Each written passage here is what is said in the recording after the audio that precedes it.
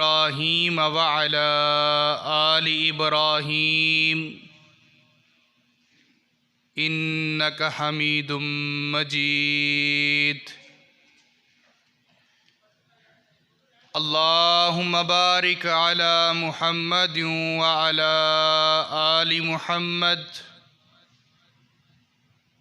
कमा बारकत अला इब्राहीम व अला आलि इब्राहीम इन्नका हमीदुम मजीद। मन युतिल्लाह व रसूलहु फ़क़द रशद वहतदा व मन यअसिल्लाह व रसूलहु फ़क़द ज़ल्ल व गवा। अम्मा बअद फ़इन्न खैरल हदीस किताबुल्लाह व खैरल हदी हदी मुहम्मदिन सल्लल्लाहु अलैहि वसल्लम व शर्रल उमूरि मुहदसातुहा व कुल्लु मुहदसतिन बिदअह व कुल्लु बिदअतिन ज़लालह व कुल्लु ज़लालतिन फिन्नार। क़द क़ाल अल्लाहु सुब्हानहु व तआला फ़िल क़ुरानिल मजीद वल फ़ुरक़ानिल हमीद।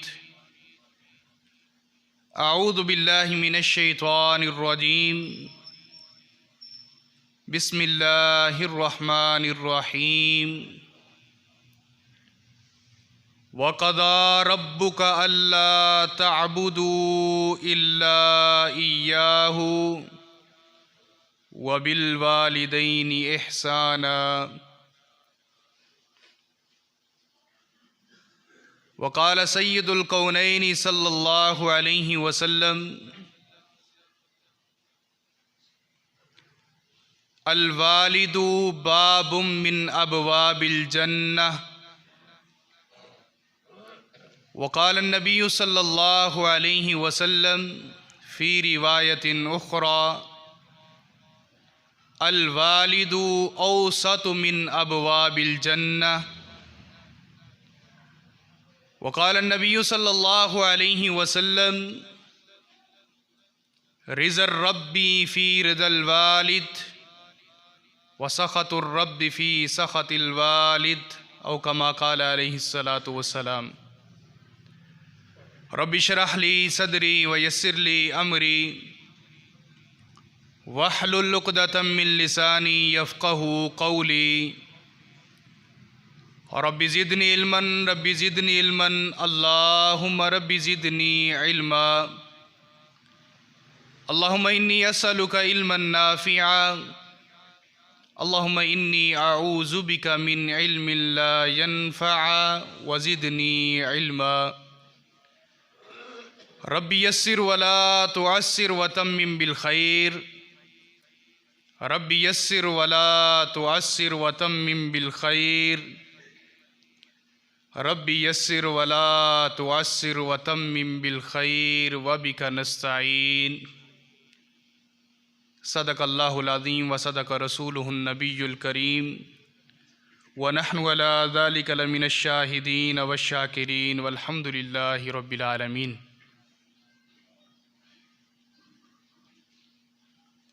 आज का खुतबा जुमातुल मुबारक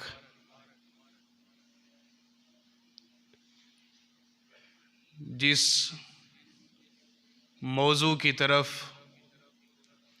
मैंने आप अहबाब की तवज्जो करानी है,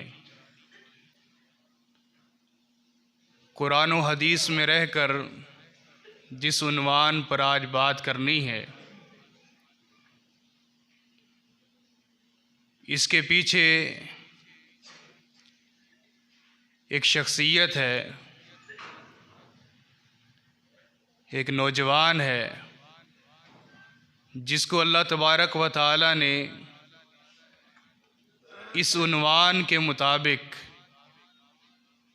फरमाबरदारी, इताअत, आजिज़ी, इनकिसारी, मुहब्बत, मवद्दत, झुकाव, रहमत सब कुछ अल्लाह ताला ने उस नौजवान में जो सिफ़ात डाली हैं और दुनिया में जो अल्लाह तबारक व ताला ने उस नौजवान को नवाजा है, मेरी मुराद हमारे बिरादर मिर्ज़ा वसीम बेग साहब, उनकी ख्वाहिश पर आज का ये उन्वान वालिद का मकाम, इसके हवाले से मैंने कुछ गुजारिशात करनी हैं। अल्लाह ताला हम सब को वालिदैन का फरमाबरदार बनाए। रसूल रहमत सल्लल्लाहु अलैहि वसल्लम के पास जातम कबीले की एक औरत आई। उसने आकर सवाल किया, मैं हज का इरादा रखती हूँ, हज पर जाना चाहती हूँ। नबी अलैहिस्सलाम ने फरमाया कि महरम के साथ जाओगी? तो अर्ज़ करती हैं, जी हाँ, महरम भी साथ है। नबी अलैहिस्सलाम ने फरमाया कि ये बताओ फिर मसला क्या पूछने आई हो? तो उस औरत ने कहा, अल्लाह के रसूल सल्लल्लाहु अलैहि वसल्लम, मेरे वालिद ज़ईफ़ुल उमर है, हड्डियों का ढांचा है, बीमारी में मुब्तला है, क्या मैं अपने वालिद को छोड़कर हज कर सकती हूँ? क्या मैं हज के लिए जा सकती हूँ? तो नबी अलैहिस्सलाम ने फरमाया, जाओ और जाकर अपनी वालिदा और वालिद की खिदमत करो। वालिद की खिदमत में ही अल्लाह तबारक व ताला तुम्हें हज मबरूर का सवाब अता फरमाएंगे। बैतुल्लाह के साथ चक्कर लगाने की ज़रूरत नहीं,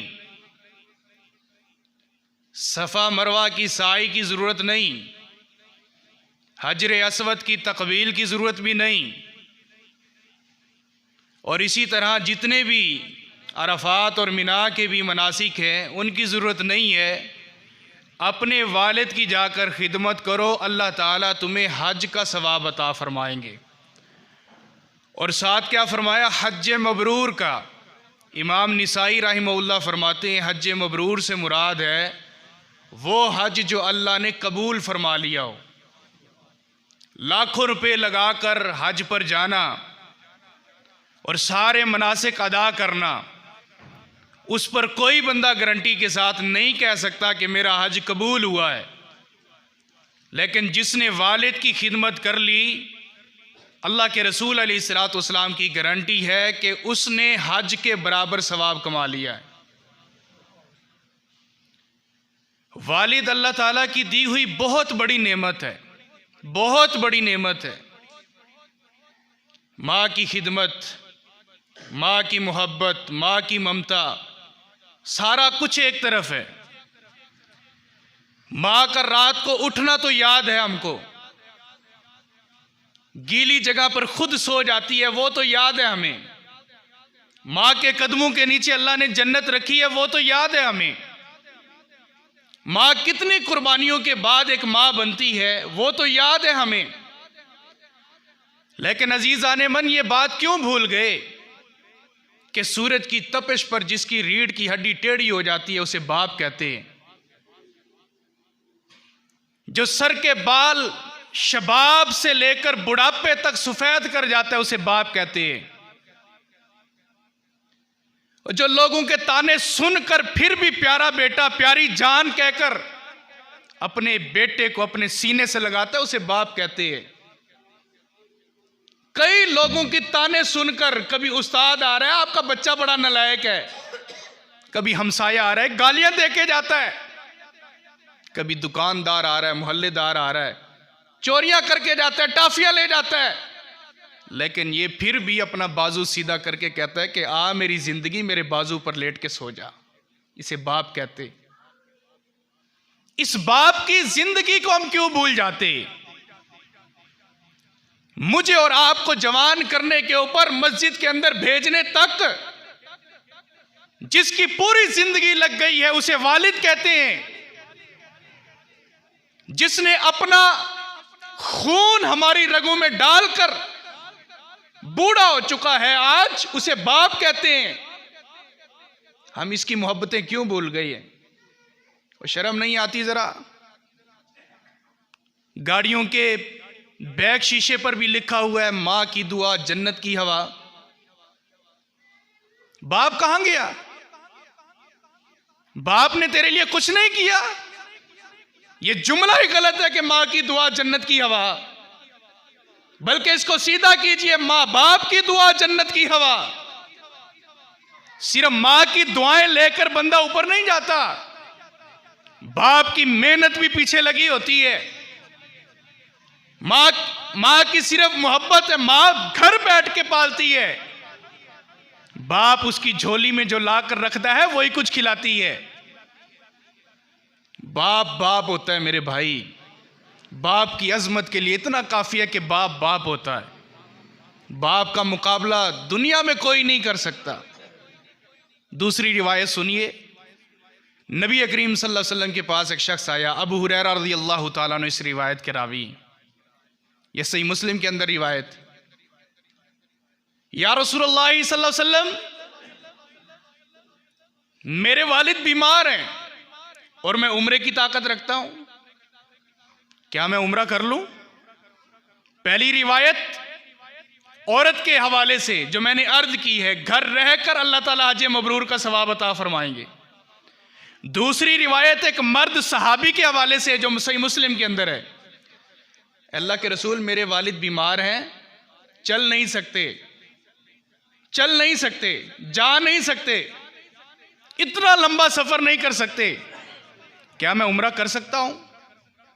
नबी अलैहिस्सलातु वस्सलाम ने फरमाया कि जाओ, सफर बांधो, अपनी सवारी को खींचो और बैतुल्लाह की सरजमीन में जाकर पहुंचो।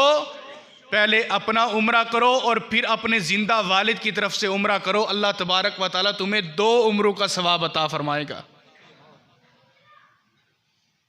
अगर वालिद ज़ईफ़ुल उम्र है, वालिद सफर नहीं कर सकता, वालिद की तबीयत बिगड़ती है, तो आपको अल्लाह ताला ने बड़ा नवाजा है, बड़ा कुछ दिया अल्लाह ताला ने आपको, तो आप जरा उठें और उम्रे की नीयत से जाएं। अगर आपने उम्रा पहले किया हुआ है तो ये सफर बांधे अपने वालिद के उम्रे के लिए, एहराम बांधिए वालिद के उम्रे के लिए और सारा ट्रैवल कीजिए बाप के उम्रे के लिए।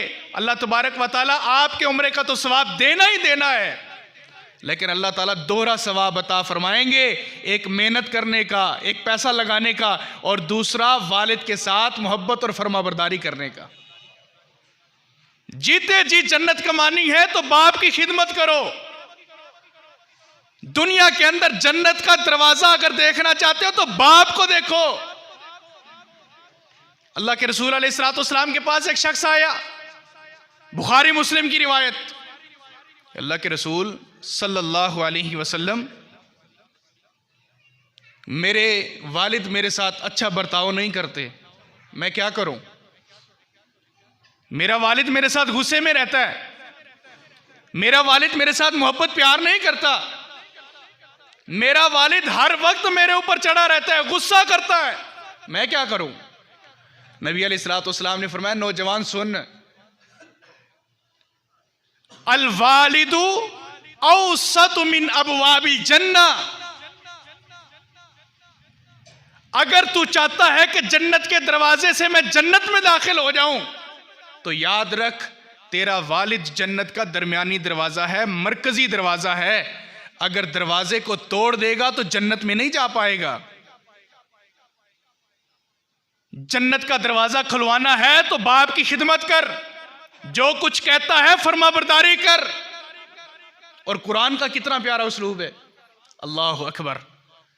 कुरान मजीद में अल्लाह तबारक व ताला ने 5 मकाम पर वालिदैन का जिक्र किया, 5 मकाम पर। पहला मकाम जो मैंने आपके सामने तिलावत किया सूरह बनी इसराइल के अंदर। सूरह बनी इसराइल के अंदर अल्लाह तबारक व ताला ने जिक्र क्यों किया? वालिदैन का जिक्र क्यों किया? समझने की बात है, नुक्ता है ये। अल्लाह ताला ने इस वजह से जिक्र किया कि दुनिया की ये पहली कौम है बनी इसराइल जिसको अल्लाह ने बंदर और खंजीर बनाया था। रब की जमीन पर यह पहली कौम है जो बंदर और खंजीर बने थे। बनी इसराइल के अंदर अल्लाह ताला बयान करके ये बताना चाहते हैं कि जो माँ बाप की खिदमत करता है, अल्लाह फरमाते हैं इन्नी फज़्ज़लतुकुम अलल आलमीन, जिस तरह बनी इसराइल को मैंने बड़ी फजीलत दी पूरे दो जानों पर। वालिदैन की जो खिदमत करेगा, वालिद का हो जाएगा, वालदा का हो जाएगा, मैं उसे भी दो जहानों में इज्जत के ताज पहनाऊंगा।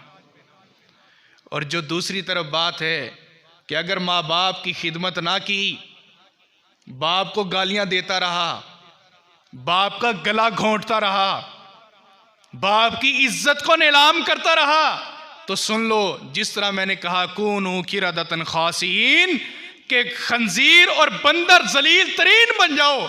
जो माँ बाप की नाफरमानी करेगा कि मैं दुनिया के अंदर उनकी शक्ल को बिगाड़ कर बंदर और खंजीर बना दूंगा। दूसरा मकाम अल्लाह ने सूरह निसा के अंदर जिक्र किया वालिदैन का। सूरह निसा में जिक्र क्यों किया? औरतों के सारे मसाइल उसमें बयान किए और नबी अलैहिस्सलाम ने फरमाया कि अपने घरों के अंदर सूरह निसा और सूरह नूर अपनी बच्चियों को पढ़ाया करो, अपनी औरतों को सिखाया करो। सूरह निसा में अल्लाह तबारक व तआला ने वालिदैन का जिक्र क्यों किया? इस वजह से कि सिर्फ मर्द के जिम्मे नहीं वालिद की खिदमत करना, औरत के जिम्मे भी है कि वालिदैन की खिदमत करें। और अल्लाह ताला ने औरतों को समझाया कि वालिदैन की खिदमत कैसे करनी है। असल बिगाड़ सारे का सारा होता ही औरत की वजह से। अगर औरत मर्द के साथ ठीक है, मजाल है कि ससुराल की खिदमत के अंदर कोई आड़ आए। क्या ससुराल माँ बाप नहीं है? क्या वो माँ बाप की जगह नहीं है? तीसरा मकाम अल्लाह ने सूरतुल अनआम के अंदर जिक्र किया कि वालिदैन की खिदमत करनी है। सूरतुल अनआम में क्यों जिक्र किया? इस वजह से जो खिदमत करता है वो अनाम है। अनाम कहते हैं इंसानियत, लोगों को। और जो खिदमत नहीं करता वालिदैन की वो अनाम है, डंगर है, जानवर है। जो माँ बाप की खिदमत नहीं करता वो डंगर और जानवर है, चौपायों से भी बदतर है। इस वजह से अल्लाह ताला ये नुक्ता समझाना चाहते हैं कि जिस जिस पहलू में मैंने जिक्र किया है तुम्हें कुछ समझाना चाहता हूं। नबी करीम सल्लल्लाहु अलैहि वसल्लम के पास नौजवान आया, मुस्नद अहमद की हदीस, अल्लाह के रसूल अजीब बात है, पूरा दिन कमाता हूं, रात को थका हारा आता हूं, कमीज उतार कर खोंटी पे लटका देता हूं, सुकून कर रहा होता हूं, आराम कर रहा होता हूं, नींद में होता हूं। अब्बा जी आते हैं, जेब में से पैसे निकालते हैं और अपने खर्च कर देते हैं। कई दिनों से यह मामला देख रहा हूं, लेकिन बाज नहीं आते। नबी अलैहिस्सलाम ने फरमाया अच्छा कोई नहीं, बर्दाश्त कर। नबी अलैहिस्सलाम ने एक बार रवाना कर दिया, दूसरी मर्तबा फिर आया, तीसरी मर्तबा फिर आया, आखिरी मर्तबा नबी अलैहिस्सलाम ने फरमाया जा उठ के चला जा, अंता व मालुका ली अबी का, तू भी, तेरा माल भी, सारे का सारा तेरे वालिद के लिए। वालिद वाहिद हस्ती है जिसे तुझसे इजाजत लेने की जरूरत नहीं है। आज तू इतना जवान हुआ, जोबन में है, जुनून में है, तो किसकी वजह से है? तेरे बाप ने इतना बड़ा किया तुझे, तेरे बाप ने तुझे पाला है, कितनी सख्तियां बर्दाश्त की हैं तेरे पीछे, और आज तू कहता है कि अब्बा मुझसे इजाजत लेके जेब से पैसे निकाले। और कुछ तो बदबख्त औलाद ऐसी है कि जिन्होंने अपने रजिस्टर पर लिखा होता है कि 5000 मंथली अब्बा जान के लिए, तो हिसाब करना है वालिद के साथ, और लिखा कहां है? खाते वाली कॉपी के ऊपर। याद रखो, दो बातें नोट कर लो, दो बातें। पहली बात, मां बाप पर जो भी पैसा लगाते हो उसको कभी काउंट ना करना, अल्लाह रिस्क के दरवाजे बंद कर देगा। मेडिसिन लेके आया हूं, बड़े भाई से हिसाब मांग रहा है, अब्बू से हिसाब मांग रहा है, 3000 की मेडिसिन आई है आपकी, पैसे चाहिए मुझे, मेरी क्या फैक्ट्रियां लगी हुई हैं आपके दवाई लेके आऊं? अम्मी की फलानी चीज आई है, अम्मी की फलानी चीज आई है, फ्रूट भी लेकर आता है तो उसके पैसे भी अब्बा की जेब से निकलवाता है। अगर माँ बाप के साथ हिसाब शुरू कर दिया, समझ लीजिए कि बुरे दिन आ गए हैं भाई, बुरे दिन आ गए हैं। अब काया पलटने वाली है, अब अल्लाह बर्बाद करने वाला है, अल्लाह ताला रिज़्क़ के दरवाजे बंद करने वाला है। अगर माँ बाप के साथ कांटेक्ट शुरू हो गई, हिसाब किताब शुरू हो गई, हिसाब किताब करना है ना, कर फिर हिसाब किताब। जो माँ के पेट में रहकर तूने माँ का वो खून जो पिया था उसका हिसाब दे। जो बाप ने तुझे इतना बड़ा किया था उसका हिसाब दे। बाप ने लोगों से कर्जे उठा के तेरी शादी की थी, उसका हिसाब दे। और बाप के तन पर कपड़ा भी नहीं होता था, तुझे ब्रांडेड लिबास पहनाता था, उसका हिसाब दे। नहीं जी, अब्बा का फर्ज बनता है, अब्बा है इसीलिए कि काम करके हमें कमाए, हमें खिलाए, और तेरा फर्ज कोई नहीं, तू अपने सारे फर्ज भूल गया। अपने आप को मां बाप के लिए आजी और इंकिसारी वाला नौजवान साबित कीजिए कि बेटे को देखकर बाप के कलेजे के अंदर ठंड पड़ जाए। बेटा दूर से आया हुआ नजर आए तो बाप लखते जिगर को देखकर खुशी महसूस करे। वो ऐसे नौजवान को देखकर कभी यह ना हो कि बाप का चेहरा शर्मिंदगी के साथ, दर्मिंदगी के साथ नीचे झुक जाए, ऐसा ना हो। इमाम सुनाबी रहमहुल्लाह ने एक वाक़या लिखा है। इमाम सुनाबी रहमहुल्लाह फरमाते हैं कि एक नौजवान था, अपने वालिद के साथ रहता था, शादी हो गई, शादी के बाद वालिद को अलहदा कर दिया, खुद अलहदा हो गया, बीवी बच्चे हुए। अल्लाह ताला ने बड़ा नवाजा था उसे, बड़ा नवाजा था अल्लाह ताला ने, बड़ा माल दौलत अल्लाह ताला ने उसको दिया। एक दिन अब्बा उसके पास आए, कहने लगे बेटा मैंने ना कुछ लोगों का कर्जा देना है, कुछ पैसे चाहिए मुझे। तो बेटे ने कहा कि अब्बा जान फिक्र ना करें आप, कल मैं आप तक पैसे पहुंचा दूंगा, आप फिक्र ना करें अब्बा जान। अब्बा को इस तरह तसल्ली देकर टाल कर उसने भेज दिया, जिस तरह आजकल हमारी सूरत हाल है। वल्लाह दिल दुखता है, दोस्त को कभी ना नहीं करेगा, दोस्त को कहेगा 5 मिनट रुक, अभी बंदोबस्त करता हूं, तेरे लिए तो जान भी कुर्बान है। और बाप अगर मांग ले, हालात ठीक नहीं है, अब आपको पता ही तो है, बच्चों की फीस भरनी होती है, गैस का बिल आ जाता है, बिजली का बिल आ जाता है, मैं क्या करूं, किस किस के घर दूं। छोटी बहन है तो वो भी मांगती है, बड़ा भाई है तो वो भी मांगता है, मैं अकेला फर्दे वाहिद क्या करूं।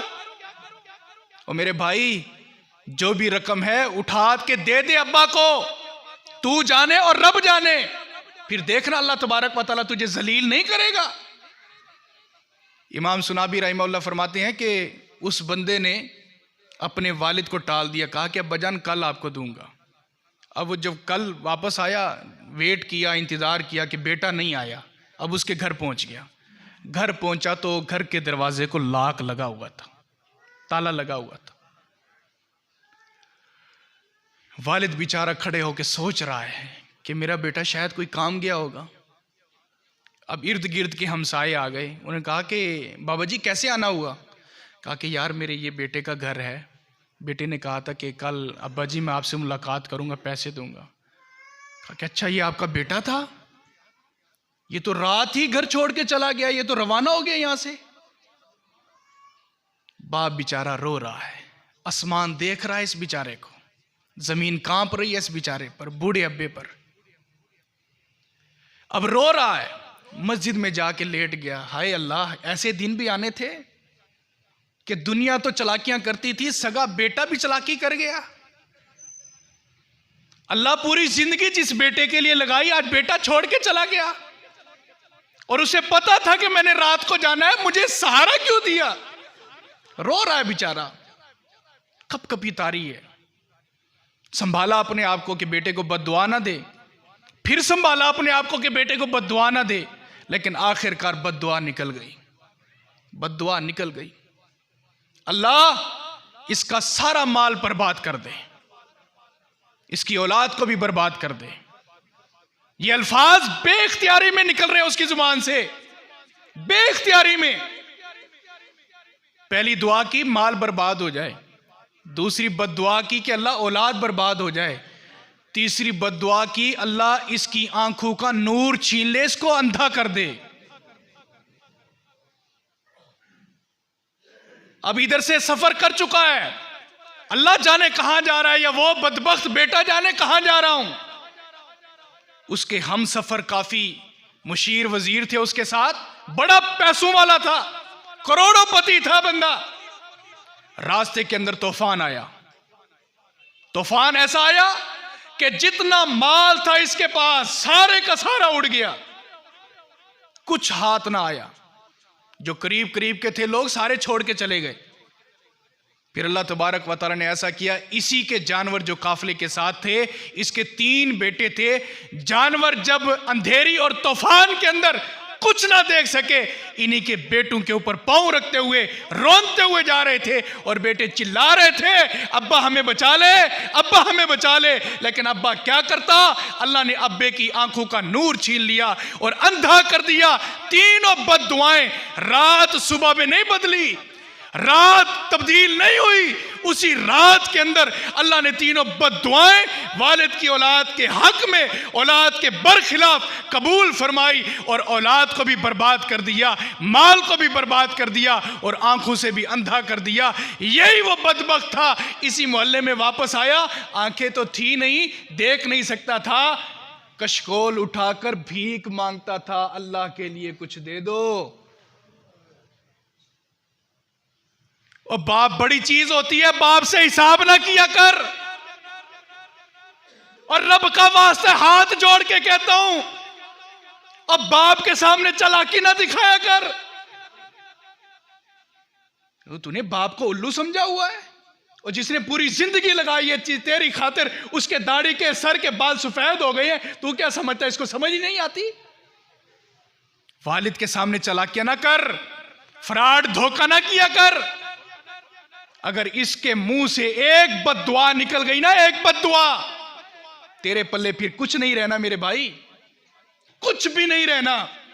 अगर आज अल्लाह तरक्कियां दे रहा है तो पीछे दुआओं की फैक्ट्री मां बाप है, मां बाप दुआओं की फैक्ट्री है। जब ये दुनिया से चले जाए तो अपने घर में कदम रख के फिर रोएगा तो रो नहीं सकेगा।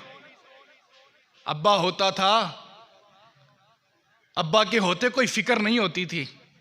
अब अब्बा जब से कब्र में गया है तो अब टेंशन बड़ी हो गई है, और कुछ नहीं कर सकता था। अब्बा बैठा रहता था, सिर्फ देख के औलादों को आंखें ठंडी करता था और दुआएं दे देता था, ये बड़ी चीज थी। लेकिन आज अगर वो कब्र के अंदर उतर गया है तो मेरे भाई, हमारे बख्त भी बंद हो गए हैं, हमारे रिस्क के दरवाजे भी बंद हो गए हैं। दूसरी बात सुनिए, मनाजिल बिन लाहिक वक्त का बहुत बड़ा मुहद्दिस है। मनाजिल बिन लाहिक ये अहमद बिन हंबल रहमहुल्लाह के दौर का है। मनाजिल बिन लाहिक बड़ा तहज्जुद गुजार था, बड़ा सदका खैरात करता था, बड़ा कुछ अल्लाह की राह के अंदर खर्च करता था। मनाजिल बिन लाहिक कहता है कि मुझे पैसों की हवस लड़ गई, मैं पैसों की लालच में आ गया, मैंने शराब नोशी शुरू कर दी। दिन को भी शराब पीता, रात को भी शराब पीता, दस्तरखान पर शराब के जाम होते थे। सोबत का बुरा असर पड़ा। मेरे भाई, अगर बाप कहता है ना कि बेटा मगरिब की नमाज के बाद बाहर नहीं जाना, उसको तेरा मुस्तकबिल बर्बाद होता नजर आ रहा होता है। अगर बाप कहता है कि फलाने के साथ नहीं बैठना, और तेरी गंदी सोबत उसको तड़पा रही होती है, और मैं और आप क्या कहते हैं, अब्बा तुझे पता क्या है, तुझे पता क्या है। तो यही जो बात करते हो ना, बाप का कलेजा फाड़ देते हो, तुझे पता क्या है।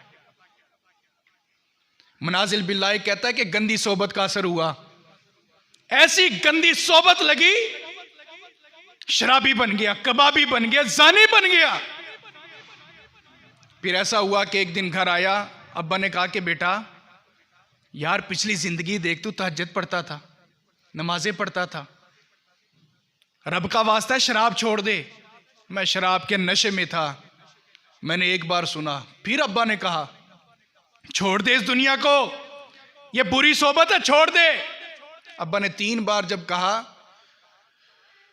अल्लाह अकबर, कहते हुए भी शर्म आती है, कहते हुए भी दिल साथ नहीं देता, जबान साथ नहीं दे रही। ये बदबख्त बेटा उठा और अपने थप्पड़ों के साथ अपने बाप के चेहरे पर रसीद कर दिए,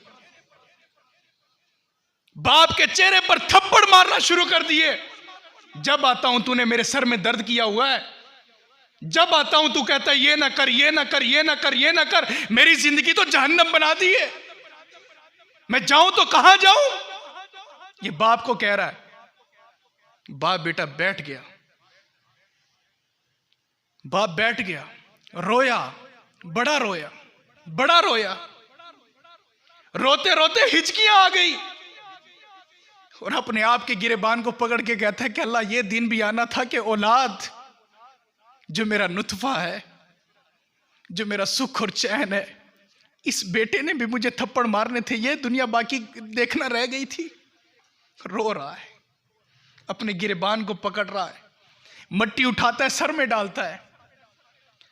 दिन दिखाना था मेरे लिए, अभी आसमान से बारिश बरसा दे, मैं मर जाऊं।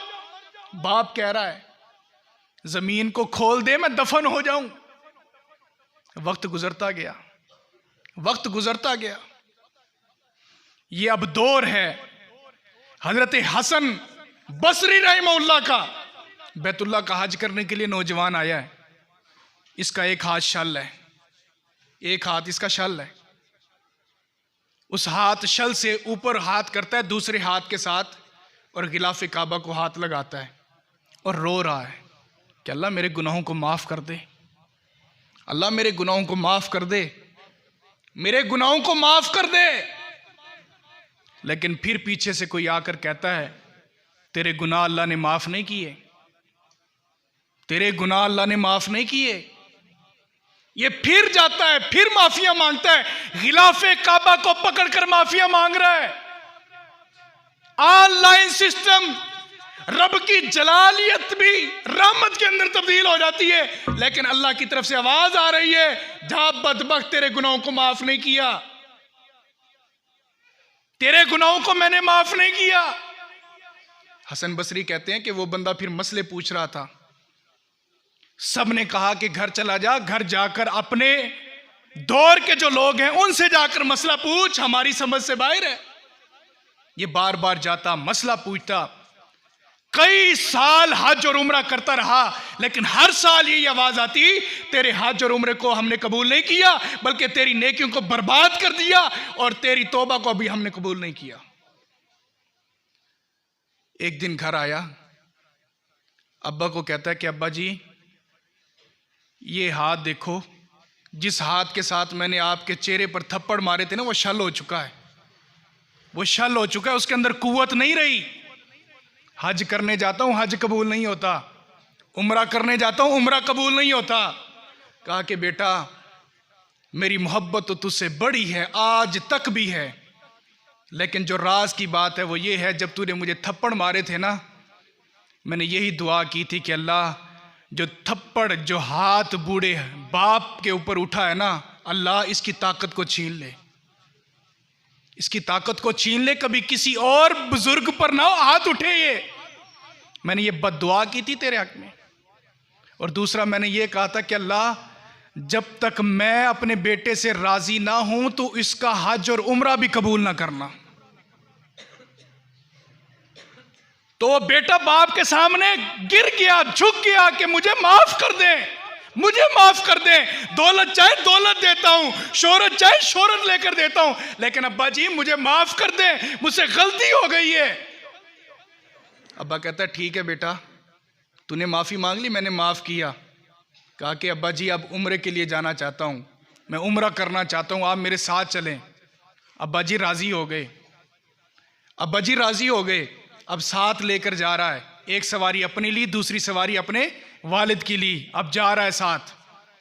चलते चलते एक पहाड़ी सिलसिले से गुजरे, पहाड़ी सिलसिले से जब वहां से गुजर हो रहा था, अल्लाह का करना यह हुआ कि पहाड़ की चोटी से एक पहाड़ लुढ़ता हुआ जमीन की तरफ आया और इस बाबा जी के सर पे लगा और बाबा जी वहीं पर इंतकाल कर गए।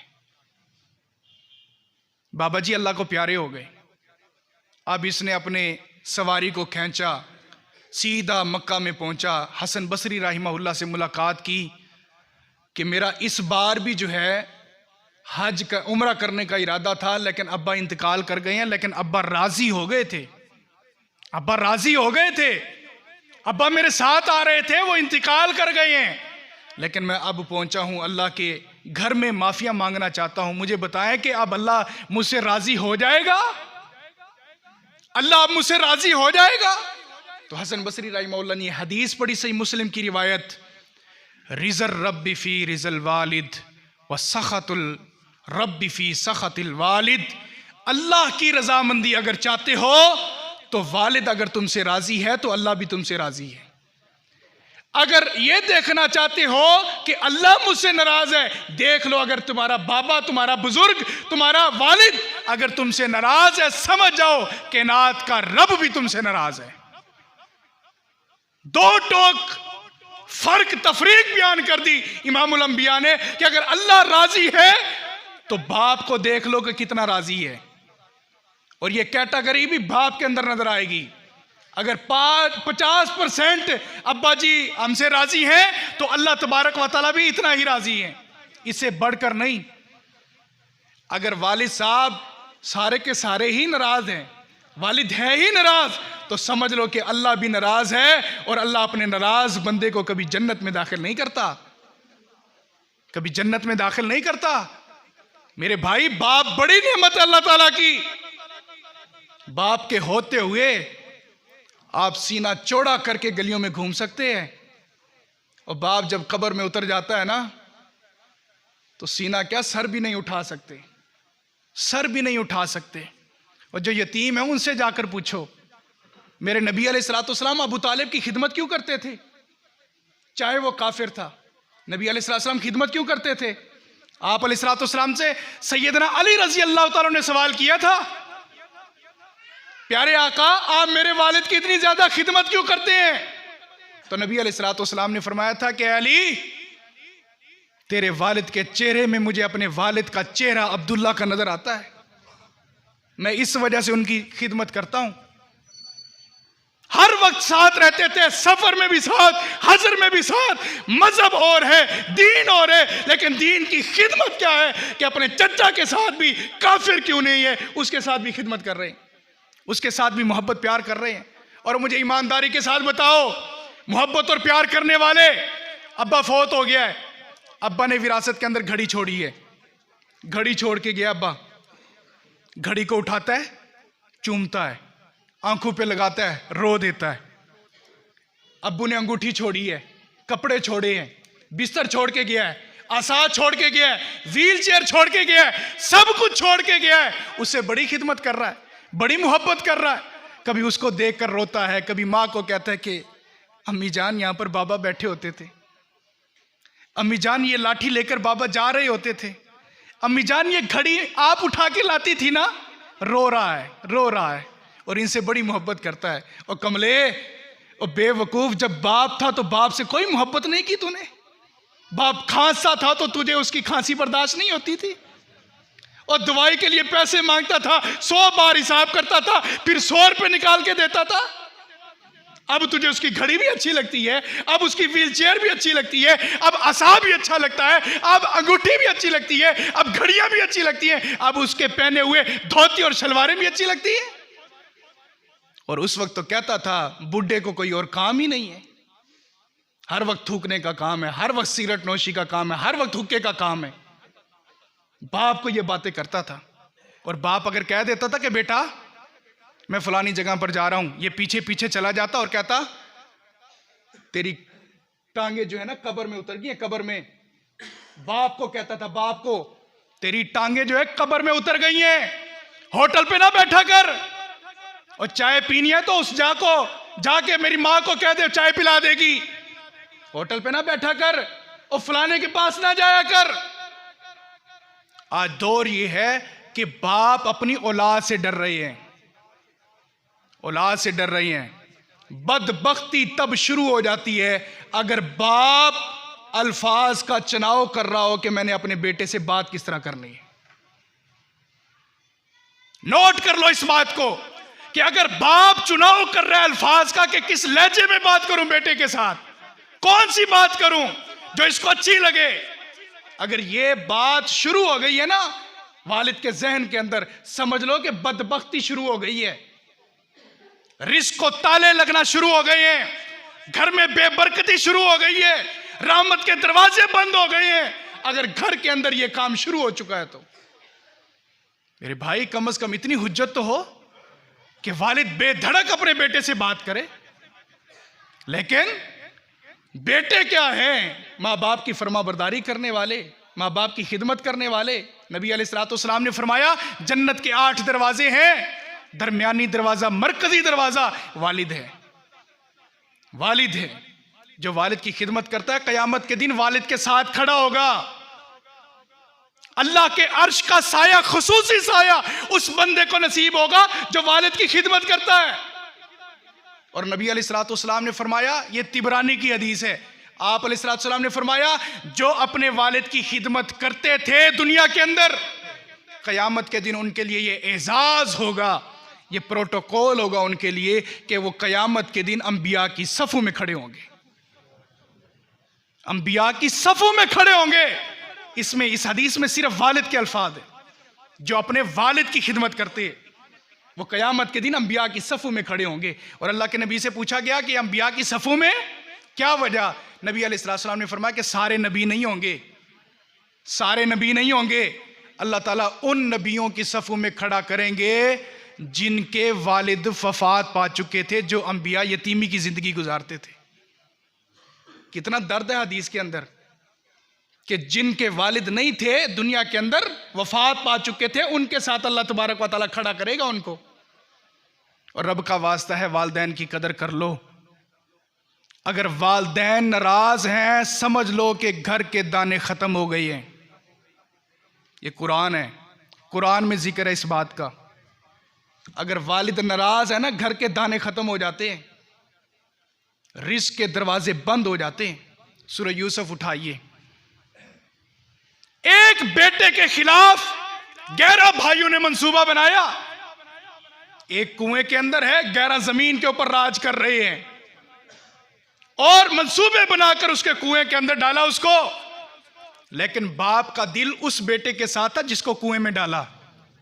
कुएं में रहकर भी अल्लाह ने खुशहाली की जिंदगी अता की, क्योंकि बाप उससे राजी था।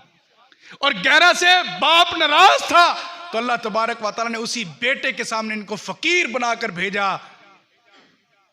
कशगोल देकर भेजा कि घर के दाने खत्म हो गए हैं, घर के दाने खत्म हो गए हैं, अब्बा की बेनाई भी खत्म हो गई है। ए अजीज़े मिस्र, अब कुछ दे दो हमें, गंदम दे दो, हमारे घर में कुछ भी नहीं है। अल्लाह तबारक व तआला गंदम भी खत्म कर देता है, रिस्क के दाने खत्म कर देता है, अगर बाप जैसी हस्ती बच्चों से नाराज हो जाए तो। अल्लाह तबारक व तआला ने किस तरह रिस्क के दरवाजे बंद किए, कुरान कहता है ये। अगर बाप को राजी करना चाहते हो, रिस्क के दरवाजे खुलवाना चाहते हो, मुझे अफसोस होता है उन बच्चों के ऊपर। नौजवानों, इस बात को नोट करो। और यार, तूने दुकान लगाई, सेलिब्रेट है तेरे लिए, मुबारकबाद तेरे लिए, खुशखबरी तेरे लिए कि तू आज अपने पांव पर खड़ा हो गया। और मुझे रहीम यार खान वालों और जामा मरकजी मस्जिद मुबारक के अंदर आने वालों, मुझे ये ईमानदारी के साथ बताओ, तूने अगर बेकरी लगाई है, अगर तूने कोई शोरूम लगाया है, अगर तूने कोई माल शॉपिंग सेंटर लगाया है, और मुझे बताओ ऐसा लाडला बेटा जिसने इफ्तिताह कराया हो तो बाप के हाथों से कराया हो, और तुझे इस स्टेज पर लेकर आने वाला तेरा वालिद, अगर तूने फीता कटाया किसी सियासी शराबी से, 2 टके के मशहूरी वाले किसी एंकर से, बाप तेरे लिए दुआएं कर करके उसके हाथ टेढ़े हो गए, उसकी आंखें बेनाई खो बैठी, उसकी रीढ़ की हड्डी टेढ़ी हो गई। आज तो इफ्तिताह करा रहा है, फलाना साहब आ रहा है, फलाना साहब आ रहा है, कुर्सियां लगाओ, और बाबा जी को क्या कहता है, बाबा जी आप एक साइड पे बैठना, मेरी दुकान का इफ्तिताह हो रहा है। बदबख्त है औलाद ऐसी, अपने बाप से इफ्तिताह करा, अब पूरी दुनिया को ना दिखा, अल्लाह को दिखा। अल्लाह ने इन कदमों के अंदर जो इज्जत रखी है, ईमानदारी की बात है, अगर ये बाप तेरे लिए दुआ कर दे, इफ्तिताह करने की जरूरत नहीं, मशहूरियां करने की जरूरत नहीं। अल्लाह ने जो तुझे भाग लगाने हैं, जो अल्लाह ने उरूज अता करना है, ये वालिद की दुआ के साथ करना है। वो वसीयत किया करो, वसीयत किया करो कि मैं अगर मर जाऊं तो मेरा जनाजा मेरा अब्बा पढ़ाए। और वसीयत किया करो, वसीयत किया करो। ओ बाबियों, बुजुर्गों, मेरी आंखों की ठंडक, मेरे बुजुर्गों, अपनी औलाद को कहा करो, औलाद को जनाजे सिखाओ कि बेटा जनाजा सीख ले, अब्बा को भी थोड़ा सा सिखा दे ताकि तेरा लाशा उठे तो तेरा जनाजा मैं पढ़ाऊं। और बाप जिस दर्द के साथ पढ़ाएगा ना, बाप जिस दर्द के साथ पढ़ाएगा, मौलवी नहीं पढ़ा सकता, आलिम नहीं पढ़ा सकता। जो दर्द तेरे बाप के अंदर होगा तेरी जुदाई का, वो हमारे दिल के अंदर नहीं है। बेटी रुखसती ले रही हो, जरूरत नहीं है किसी दूसरे को बुलाकर निकाह पढ़वाने की, अब्बा निकाह पढ़ाए। ये ब्रांड चलाओ अपने माशरे के अंदर।